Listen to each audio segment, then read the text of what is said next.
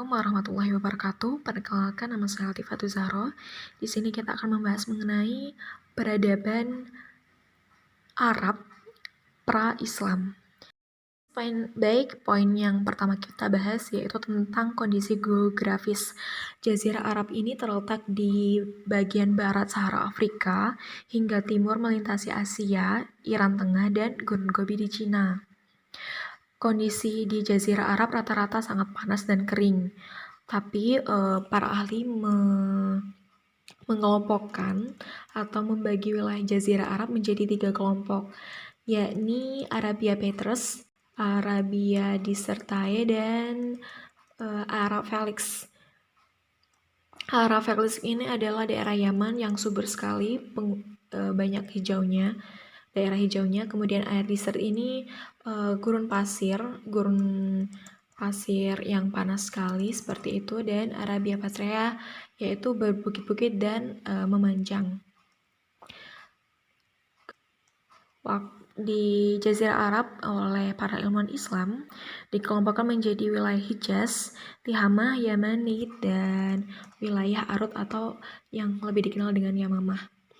Komoditi utama dari Jazirah Arab yaitu kurma, sayur buah-buahan seperti itu, dan paling banyak itu adalah kurma karena ini merupakan makanan pokok dari Jazirah Arab yang bisa hidup di gurun pasir.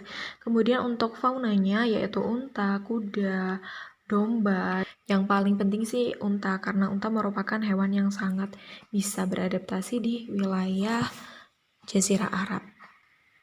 Selanjutnya, bagaimana sistem politik atau pemerintahan? Karena Jazirah Arab ini terletak di antara Eropa dan Asia, yang saat itu Eropa itu lebih dikuasai oleh bangsa Romawi Zaitium.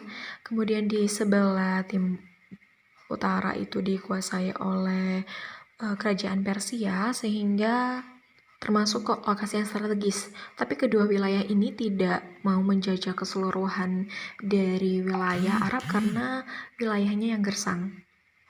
Di Arab sendiri itu ada suku-suku Arab, jadi di Arab itu bukan berbangsa-bangsa, tapi bukan satu kesatuan politik, tapi dari suku-suku itu.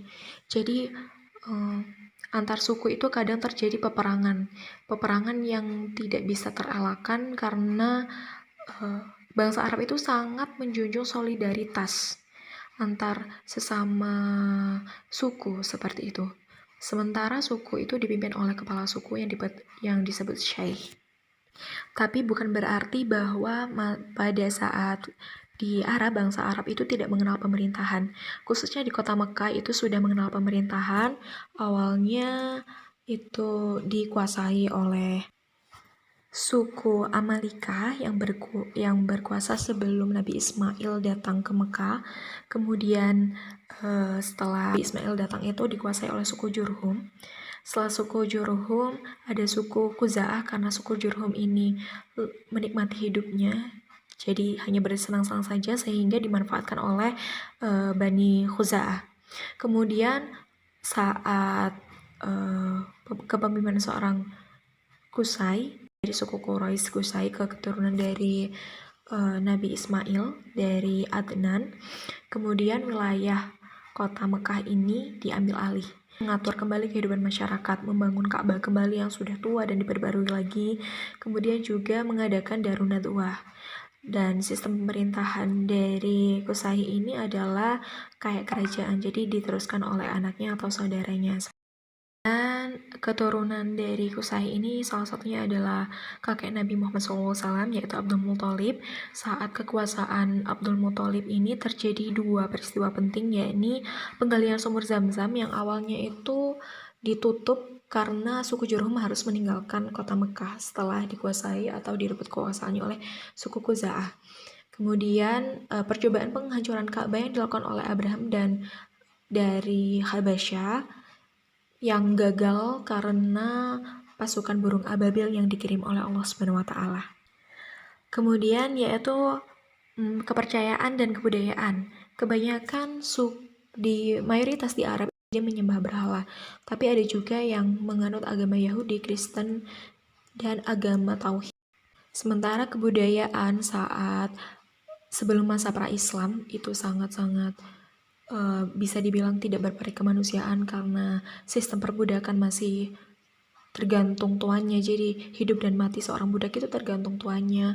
Kemudian banyak wanita yang dipandang remeh sama seperti binatang, dan banyak anak perempuan yang dibunuh ketika masih kecil atau dikubur hidup-hidup karena mereka menganggap bangsa Arab, ya tidak semuanya juga, bangsa Arab menganggap ketika kalah perangnya itu harus menjadi tawanan perang. Dan yang tidak bisa terlepas dari bangsa Arab yaitu tentang syair.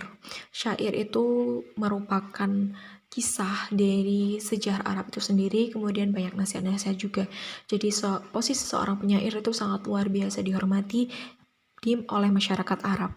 Sementara untuk sistem ekonomi dan sosialnya, sistem ekonomi di Arab itu bisa dibilang riba.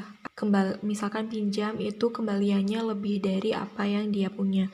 Gitu, misalkan 10 dikali 100-nya gitu, baru dikembalikan kalau menunggak.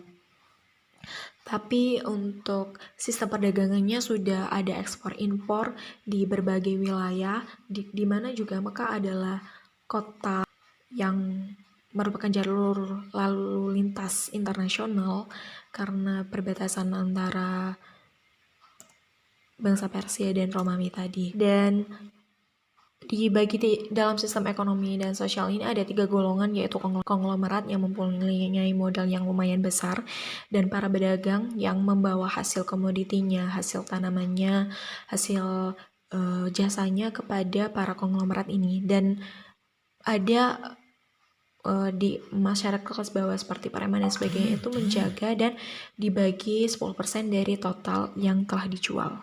Sekian presentasi dari saya. Apabila ada yang mau ditanyakan bisa langsung ditanyakan di grup. Terima kasih. Assalamualaikum warahmatullahi wabarakatuh.